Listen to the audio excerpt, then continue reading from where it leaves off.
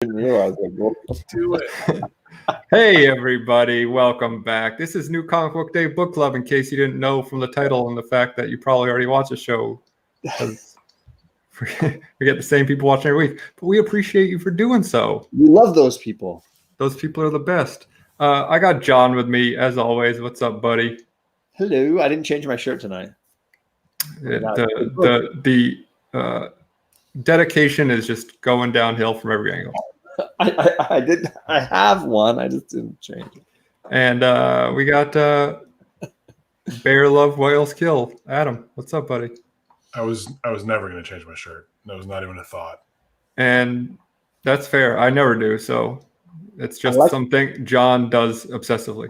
I want to keep an illusion because I know there's a lot of people that watch on the Rewind and they're like, oh, I wonder what day this was. It's blowing my mind. I know there's somebody. Does White Whale never change his clothes day to day? I know there's somebody who is watching right now and thinking, wait a second, that's the same shirt. That's the guy I really wanted to screw up. So this week, instead of reading Transformers My Little Pony 1, which was the only choice really we had, we decided to read X-Men God-Man Loves Kills. That is the exact title, yes. That's what I thought. Sorry, let me try that again. X-Men Loves Man Kills Gods by Claire Chrismont and Andrew Erickson. He's Christopher. Oh, sorry. Eric Claremont and Christopher Anderson. Claire Christopherman. Before we get started, let me shout out the chat real quick. Reggie, what's up, brother? He was at the chat earlier, looking where I was. I was on my other show with these boys. Just to Regan his comics. What's up, Rod? And Backseat Driver. Hey, buddy. Some guy named John. We need an admin in here to get him out. And Comic Man Andy so far. What's up, everybody? Seems to be some sort of problem with YouTube. If you're not running an auction, people can't view your stuff. That's kind of a joke, but not really. So looks like we're going to have a small chat this week, but that's okay. But we got TJ saying this is his favorite comic book story of all time. Oh, and that just popped up on my stream because StreamYard is slower. What's up, TJ? And B-Rame, hello. So yeah, we're reading a little bit of a classic X-Men graphic novel suggested by Adam because he wanted to be on the show again for some reason. I've really been trying to get on the show again ever since this is the first show that I was ever on, I've been wanting to make up for it ever since. Yeah, and remember how nervous you were, and now you're like, I don't want to do this anymore. I'm so over you guys. It's ridiculous. Well, when you see us for an hour every week, it gets to be a lot. You guys are a lot. Yes, you're a lot. Well, and there he is, Rod the Rican with the super chat. What's up? Again. Thank you very much. What's up, Rod? This is weird acknowledging the chat. Yeah, I know. It's always like this really weird shift coming from book club. From Greatest Comic Book Show ever, because not only do we not acknowledge the chat, but we have we're kind of like dickheads on that show. And then we come over here and we're trying to be like, hey, everybody, thanks for coming. And hey, John, nice to see you, instead of you guys. That's how I kind of am all the time, but so let's start talking about the comic book. What? Saying it's his favorite comic story of all time. Another thing that we don't do on our other show, so it's another strange paradigm shift. Okay. As a reminder, we do, or I should say, Alec does donate the super chats during this show to literacy charity. So thank you, Rod, for that contribution. And you Absolutely. Guys know that that's what we do, or at least what Alec does, because I'm not monetized for these shows. Corvidal, hello. Yes, it is. Absolutely. So since Adam, would you like to do the honors of running down, doing a quick recap of the story, or do you like to leave that to one of us professionals? Shit, I'm not prepared to do that. It's been a couple weeks, actually. I wasn't sure we were going to do this because I hadn't heard from you guys. But okay, John. We run a very low-key ship around here, so I just checked with Adam today to be like, we're still good, right? That's happening. Fisha, what's up? Hello, welcome. Yeah, so this is a classic X-Men story from the 80s, dealing with racism in the sense of a church organization run by William Stryker, who is trying to hunt down and destroy mutants, and our team plus Magneto trying to stop the propaganda machine that this mega church seems to be proliferating. Caught in all of this is Professor X, who is at one point kidnapped and turned into a weapon of destruction. And many of you might recognize elements of this story because they used a ton of it for some of the movies like X2, and even portions of it were stolen for the Days of Future Past storyline. Great job. In the movies. Yeah. So I will preface this conversation. I'll say off the bat, I do enjoy this story quite a bit. But that doesn't mean that this is going to be a love fest. Like because this is book club and I'm I'm going to criticize it. It doesn't mean I don't like it. Well, then let's get your score. Let's get our scores out. What would you give it as a score then, man? A 9, solid 9. Adam? I think I'd give it about an 8. Just thought it was good. Just good. I mean, it was so familiar. It didn't really like bowl me over. It was just like, okay, this has sort of been what the X-Men are about. It was almost like it was a way for people in the early 80s. If you never read X-Men, here's the deal. They fight against racism. Yeah. I think that this kind of like updated it a little bit and made it a little more like modernized it a bit. I think it's kind of like a Dark Knight Returns for X-Men. Ooh, good comparison. I like that. Makes sense. So like it feels very familiar, but is that because we are so used to it now, but this was kind of like the OG? I don't know. Yeah, there's a lot to like. There's a lot of cool like showing off of powers and things like that, and I'm kind of a sucker for Magneto swooping in and saving the day when you least expect it. Yeah. Nice in here, I think. Yeah. So yeah, I mean, there was a lot to like. So for me, I would probably be right around Alec. I'd say probably close to a 9, maybe just under. I think the knock against it is definitely that now, having I think seen so many iterations of this since, it'd be easy for a current reader of X-Men to go back and read this and feel like they'd read it before. But I do feel like it's kind of unfair because obviously this came first. So it's I think a lot of people are building off using this as a building block for X-Men. Yeah. Yeah, I mean, it's a super smooth read. Well, I mean, mostly pretty smooth read. What's that? It goes fast, yeah. Yeah, it goes fast. I mean, it's 64 pages or something, but and it's wordy, but it feels pretty quick because it's not like doesn't ever really let up on the pedal. And they cram a lot into this. Oh yeah. So that is definitely a positive. And again, like I feel like, I wasn't reading X-Men when this came out because what year did this come out? I don't know. 82, I think is what it said. So I was 2, so my reading comprehension wasn't quite there to read this yet. But yeah. So TJ's kind of said in 82 when this came out, it was revolutionary and paved the way for what the X-Men are now. Yeah. So, which I got the feeling, Now, having said that, let me start by saying some of the stuff I didn't like as much, and we can go back and forth. I don't want to say like that's all I like, so let's dump on it now. It is super heavy-handed at times, and I get like again, this is 82, so comics were a different thing back then, but there were times where I just was like rolling my eyes. I'm like, okay, we get it. Like this guy is literally speaking about mutants in a way that is, clearly racist or bigoted. And then it has to throw in like stuff about like, oh, what if he was saying stuff about black people, then like you would think differently of this, and like analogies and like parallels to the Nazis and stuff. It's like, yeah, you don't need to like tell us what we're already reading. So that, I feel like that could have been edited a bit. Yeah, you don't have to tell us that racism is a problem within the New York City ballet scene. Everybody knows that. Yeah, the speaking of the subtext aloud ruins what is subtextual, right?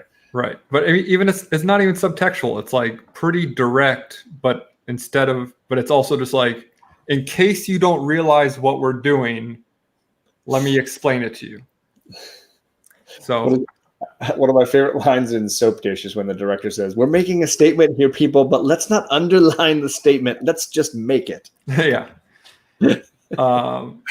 So I felt like that, and again, for the time, like it's probably, reading comics from the early 80s, like you're lucky that they didn't like literally spell it out and be like, this guy is a racist and it's bad because of this. And like, comics were a lot different back then. So the fact that they were as restrained as they were, even, considering, I think was a credit. I also felt like it was a little convoluted at times. There was like a lot of weird stories that were just like, why is Professor X in this thing, and why are they trying to get Jean and Cyclops to like hurt him so he'll kill them? And like it was just like a little, like I feel like they could have concentrated on the main story a little more. You can still, kidnap Professor X, and I get they can't like kill two main characters, but why have them kidnap all three of them? I don't know. That whole side thing kind of like interested me a lot less than the main plot with Kitty and the preacher and everything. For me, like I would say my main criticism was there were times when I felt like there were panels missing. Oh yeah, totally. Where the action would jump, and I was like, wait a second. The fight against the gang in the alley, where fight with the gang, yeah. Like she's fighting them, and then like one of them's like, "Get her!" And then the next panel, they're all dead. Yeah. Or when she's lying there injured, and the guy shows up, and he's like, "What happened here?" And they're like, "Yeah, we heard gunfire." And I was like, "Wait a second, she was just like injured, and there were a whole bunch of guys saying we'll take her, and then all of a sudden they're gone, and she's lying there dead in the next panel." Or when they spend 2.5 pages of Wolverine threatening to kill a guy with his middle claw, and then Magneto's like, "I'll take this over," and then he does something to him in one panel, and like everyone's like horrified by it, but I didn't really understand. So yeah, some of the pacing through that was kind of weird. I felt like all of the action was like, I get it's a comic book again from the early 80s, so people want to see the X-Men fighting people, but that was another thing I was like much less interested in, are those pages where it was just like battle scenes. There was a lot of, I felt like this was, when did Kitty Pryde debut as a character? Was it pretty close to when this came out? This book spent a lot of time on Kitty Pryde and talking about what her powers are and what she can and can't do, and when she can and can't. And it was almost like they're just trying to like sneakily sort of introduce you and get you to like her. I don't know. I read it as like they were trying to rationalize why they needed her to be able to use her powers sometimes, and why she was too exhausted to use them other times. Because it was constantly like, if her powers were always working, she's not in danger. So they had to keep telling us when she was in danger because she was too tired to use her powers, and when she was safe by having her say, "I just had enough energy to get through that wall." Right? Yeah. There was one where she's like, "He's got me. I can't phase." Like if she's being grabbed, she can't phase or something. Like, no, she was too tired to phase. Yeah, because she had been gassed. Yeah. So some of that, like, and at the end there was like the explosion that happens at the event, where it was like they don't show the explosion. They have a guy they're talking in one panel, and then you jump to the next page, and it's like, "What was that? An explosion?" And it was like, "You didn't even draw the explosion for us. Like, where's the explosion, man?" But then there was panels where like when the car flipped, that was like an awesome series of. Yeah, That was a great page. Beautiful. See if I can find that one for you. That was cool. I agree. So yes. One thing I had an issue with, if we're getting all the criticism out of the way, Sure, why not? Stryker is sort of explaining his whole motivation to, what is it, Storm and Cyclops, who are his captives. You know, Yeah, like, why are you doing this? And he's like, because you exist. And that existence is an affront to the Lord. And then he launches into this whole story. Sorry. He monologues. Yeah, I'll find that for you here. Here's the thing. Like, he launches into this whole story about how they got in a car crash and his wife like had to deliver. So he killed his baby. And the child was a mutant, so he killed both of them. Yeah, super dark. And his wife. And nowhere, like, this is a 2-page spread about why he hates mutants, but it never explains why. It just explains that he already hated them or something, but why? Yeah. His little sepia tone sequence is an oddity. Yeah. He definitely goes on a monologue rampage. I do like that they waited to do this. They, it's more than, that's right around halfway through. I kind of like that they waited a while, but yeah, it's a lot to take in. Like if you're going to throw in that much exposition and he is an orator, why not put it in a speech? Like, obviously he's not going to confess to killing his wife, but he could. Well, he's got the big speech at the end, right? So maybe saving it for that. And he also has a big speech on television, which I actually liked that a lot because they touched on the fact that he was debating against Xavier, right? On are mutants are they not? And Xavier's like he was giving too many facts and too many reasonable explanations of why you shouldn't hate mutants, whereas Stryker was just like appealing to people's base instincts. Yeah, the line is something like, "Oh, Charles says I was appealing to their ideals, and he's appealing to their fears." Yeah, Charles admits he's like I did terribly here. This did not work. This was not. And it's funny how like that you can see how applicable that is nowadays in stuff like politics. Even like that is something that never goes. I don't want to say out of fashion, but you know what I mean. No, I think there were a lot of parables or relatable elements politically to nowadays, for sure. Additionally, some of the ways like characters, especially background characters like the police officers at the end, they act so unrealistically. Oh yeah, they're just suddenly like, I recognize bravery, so I'm going to be on the side of the mutants. And right, and hey, like she didn't do anything. Everybody, like, when are cops ever going to explain their actions? They're just going to say, "Get back." They're going to give you an order. They're not going to be like, "Well, let me appeal to your logic about the situation." Or when people in the crowd are kind of like getting all upset, and someone's like, "Oh, but hey, she's making a lot of sense." It's like, no one's going to have their mind changed like that because people are stubborn and assholes. Yes. So I feel like, it's kind of a trope, but like if the X-Men had like come in and saved people from the roof collapsing or, something to like show them that like, hey, we're here to help you. That would have like, I would have bought the crowd kind of coming over their side a little more than just like, oh, hey, look, they're not doing anything bad. Maybe we were wrong. I love this man. Our staunch beliefs. Somebody's like, they're crazy. And the cop's like, maybe, but they got guts. Yeah. Right. That's exactly the sort of thing I'm talking about. And again, like it's a product of the times. Like comics used to be written so corny that like, it's just the style of writing. It's like criticizing a pulp novel for being overboard.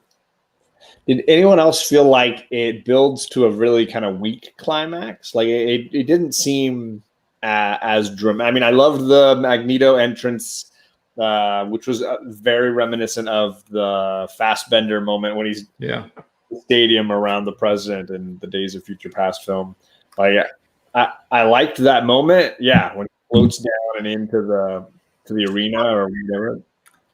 I think it would have been a bigger impact if we didn't have so much battling leading up to it. Right. If it were Yeah, there are so many fights. that it's just like that it's just another fight, that it doesn't have like anything bigger to it. Hello to Tacoma and Whoopty Bird are in here too. Nice to see you guys. Yeah. Come So like, I guess we're ragging on it a bunch. I haven't really mentioned any of the stuff that I like. I obviously feel like the artwork is really, really good. I like the way that Mr. Anderson draws everybody. I made a joke about how sometimes Kitty Pryde looks like she's African American, but for the most part, I really like the style of art. I like those. Those are the age of costumes that I dig. I like Colossus's costume. I think it's cool looking. The wrestler style. I think the color work is really beautiful. I think you get some really cool sequences that have fun details.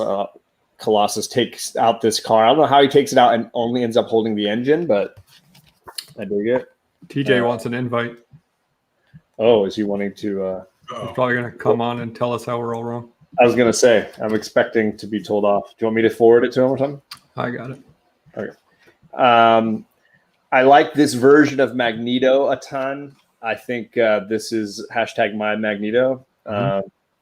It reminds me a lot of the issues I loved when Magneto became the leader of the X-Men around issue 200, which was also in the 80s, and the trial of Magneto and a lot of that. Yeah, and this is like the epitome of the idea of Magneto was right. Even Charles says, a number of times in this, even says to the X-Men, like, maybe you should go with him. Maybe I was wrong. Right. And, I don't think it's a right or wrong issue, but, it's this idea of like trying to talk to people who are unreasonable does not get you anywhere. And unless you're, and then you can convince them all. just by saying they got guts. Yeah. Here's icons. I was just showing what we're reading this week. God loves, man kills, X-Men. And Great Matter Hulk is here too. Thanks for coming. What was I saying? Oh, so yeah, if your life is in danger, if someone is trying to like literally eradicate you by their own words, admitting that they're trying to eradicate you, and you're just trying to like talk them out of it, it doesn't add up. So obviously Magneto is a bit extreme in his response to it, but at the same time, so is Charles in a different direction. Well, and I think, this is not a villain that you punch and beat, right? I think the reality you can't punch an ideology. Right. So what I always liked about the story was that it's a story about the heroes having to beat him with logic or with their own perspective and win the people over. Now, that means it would have been nice to have that big speech when Magneto says something on the stage or whatever, where it shows the hypocrisy of the villain a little better. But I think they did a fairly good job of having an ending where it's not about the big fight. It's about the things the heroes have to say that are counter to the villain's ideology. Right. Hey, TJ. Hello. How's it going? Pretty good. I just wanted to bring up something that none of you are touching on. This came out in 1982. This was at a time where the AIDS epidemic was at an all-time high, and anti-gay hate and violence was at an all-time high. So this wasn't just about racism. The gay community, the young gay community, latched onto this story big time in 82. Yeah, I think it's definitely not just about race. It's definitely about like bigotry as a whole. Well, and it really villainizes hardcore religious fanaticism, right? I mean, that's the villain has this hardcore religious fanaticism that drives all of his evil deeds, and I think it was clearly designed to stoke sympathy for people being persecuted based on a religious ideology. Yes, and the televangelists at the time, who often met in big arenas, like in this book, were actually pushing people to actually do violence against gay people. And there have been even quotes about religious far-right people saying, I'd rather have my child dead than be gay, which is that whole baby reference in that book. Yeah. And it's horrifying to think that, in 40 years, we haven't come nearly as far as we should in those types of things, because we still have these crazy fanatical religious people, not just, in this country, but all around the world for every religion. I'm not trying to single out anybody or any religion here, but, fanaticism is never good. No. I feel comfortable saying that.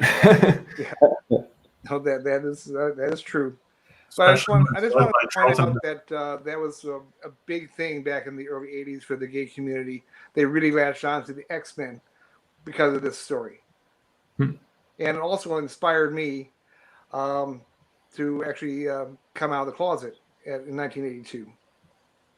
So this story in particular had that big of an impact on you. Yeah, it did. Yeah, that story is the reason I came out of the closet. Wow. Dang. Well, I'm sorry I said anything bad about it. It wouldn't be. I stand by my opinions. Like I said, I still gave it a 9. It's a great book. I just your criticisms were valid. I just wanted to point out. Of course they were. My criticisms were always valid. TJ, there's something in this book that I want you to try and defend. I'm going to share my screen. I have a major issue with this panel. Yeah. Why the fuck is she floating up the banister? She's floating up through the banister. How could that even be fun? You ride down a banister because it's fun, right? But she's floating up it for some reason. Because she can. Just she's showing up to the nobody who can see her. So this panel gave me a thought as well. Can Kitty just phase out of her clothes? Huh. And furthermore, why every time she phases, why don't her clothes fall off? I mean, I know because it's a comic book and you can't do that, but well, I guess you have to ask Colossus if she can actually phase out of her clothes. Yeah. But I guess she can phase with other people she's holding, so she can pick and choose what she phases with and what doesn't phase with. I will say that I've enjoyed having read a few different stories with Kitty the last year, besides obviously Marauders and such.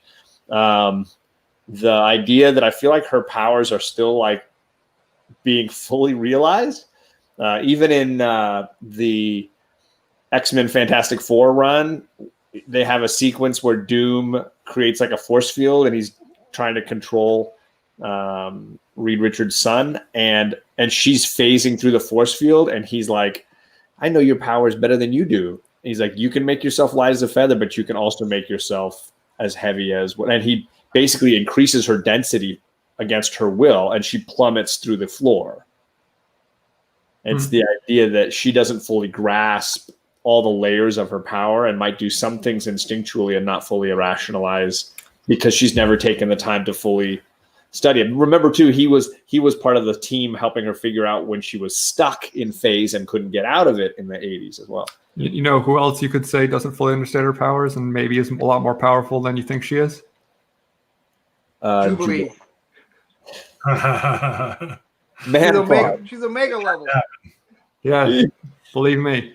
It's going to come out one of these days that she's Omega level. Yeah, I kind of like the fact that there are question marks to her powers, and that they're always kind of, the reality is, I think it's more interesting when a hero never fully masters their ability. Jubilee's fascinating, isn't she? Yes. Oh, you're talking about Kitty. No, Jubilee. But I mean, if Iceman can become Omega level, so can Jubilee.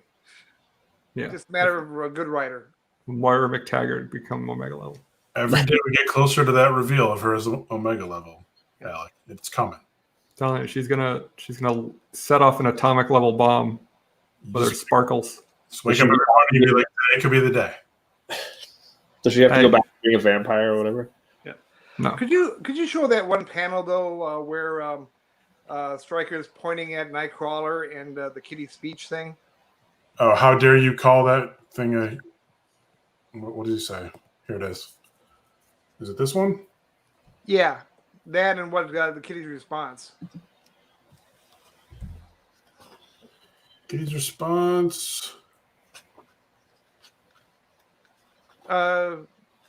Next page.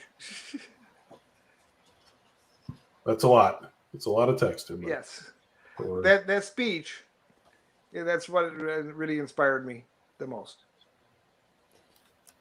Oh shit! Because Nightcrawler is generous and kind and decent. He's more. Sorry, it started by her saying he's more human than you. He had every reason to become bitter, every excuse to become as much of a demon inside and out, but he decided he'd rather learn to laugh instead. I hope I can be half the person he is, and if I had to choose between caring for my friend and believing in your God, then I choose my friend. Yeah, it's pretty damn powerful. That was it. And that guy doesn't know how to hold a gun either. He's going to kick back right into his face. No, the gun knowledge in this story is maybe not the best. At one point, Magneto demonstrates he does not quite understand how bullets hurt people. Like, I'll pull the bullets out. And they're like, no, that just makes it worse. Yeah, I thought that was funny. It's like, Like, I'll just tear this bullet out. Yeah. I but it made me think, like, how accurate is his abilities? Can he pull it out directly out of the same hole, or will it just like pull out in some direction that he pulls it out? He got 2 wounds. Well, Yeah, exactly. I He's assumed a he had enough skill where he could actually pull it out exactly the way it went in to minimize the damage. Yeah, I mean, he must have, but So I have a question. Why is this book called God Loves, Man Kills? because Bible quote. I think it's because it's this idea of this guy using the idea of God to spread hate when really it's I don't know if it was Marvel trying to cover their own ass a little bit, where they're like, no, this isn't against religion, but it's saying that man is the monster, and that God, it's positing that God is only love, and that man is the one, despite using God's name for their violence, that they're the ones who do the terrible things, maybe. Yeah, pretty much. All right. So I would take that to be like a major endorsement of religion in a way, because God loves, and I don't know. It's just the title makes it sound like that's the only place you can go and get love. I think they're making a more broader-eyed point, that is that murder, violence, evil comes from man, and that claiming that you're doing it on the behalf of God is not real. That's not anything that would be wished, right? And so Right. All the religions of the world, their God is a God of love and peace, and the religious right at the time was using God's name to justify hate and violence, and that's not what religion was supposed to be. All right. I just thought it was a choice. Not Zeus. he's too busy That's right. banging mortal. Turning into people, animals and having Heroes die. non-consensual sex. He just had bad PR. Zeus? Yes. Misunderstood. Heroes to Icon says man uses religion and its religious acts, etc., to justify the evil they do, and I think that's kind of the idea. I don't necessarily think they're saying that God is the source of what you should be going after, as much as they're saying that like God, if you believe in any form, would be someone that exudes love. So anyone committing murder or acts of violence is not going to be from a godlike place. It's going to be from man's inner demons or turmoil or what have you. Tell that to the son of Sam. He had a dog telling him, didn't he? Yeah. And that's God backwards. Right? And Manson got it from the Beatles. So there you go. All right. Well, The art's good too. I like the art. I really do. I think it's one of my favorite parts. And besides some of the storytelling issues with feels like some panels missing. Yeah, I mean the illustrations are pretty great. The individual panels are really striking. Good facial expressions for sure. Like anger and sadness, and I mean, they picked the right guy for this book. Yeah. And again, some really great compositions for the character costumes that the X-Men had at the time. I thought this is one of the cooler Cyclops costumes, one of the cooler Colossus costumes, Storm's costumes pretty hot. I love Kitty's costume when she was Ariel. By the way, I never knew she. I had forgotten that she went by Ariel in this book too. Yeah. But that green is a little bit too banshee for me. I don't know. two other things about this book that was pretty shocking for the time was the two murdered children on the playground that Magneto finds Right off the bat. And the use of the N-word. Yeah, I was surprised by that. Mm-hmm. It was justified and used in the right context for it, but it's still surprising to see it. Yep. I don't know if today that would actually fly. Definitely not. I would be shocked if that would fly at all. It made me want to go back and read my reprint, the new version, and see if it was there. Yeah, it was there. Gore Vidal says Claremont read the Bible in order to write the story. Stryker preached the Old Testament, and the X-Men, especially Kitty, are preaching the New Testament, which is more about love. Yeah. Sprite, Ariel, Kitty, and I remember as Shadow Cat. That was how I first remember reading Kitty Pryde. So many.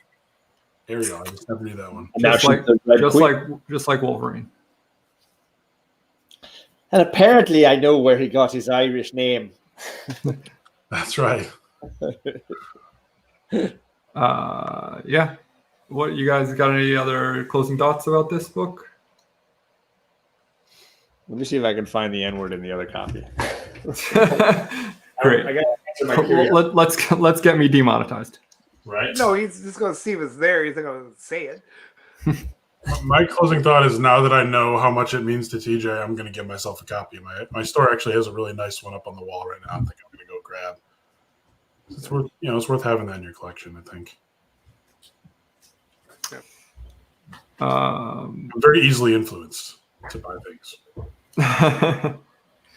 Usually we ask if you're going to buy the next issue, but that doesn't apply here. I'm going to buy the second half of the new version. Oh, there you go. Oh yeah, the director's cut is out or something. Rats, I can't find it. I just had it earlier today. Try it.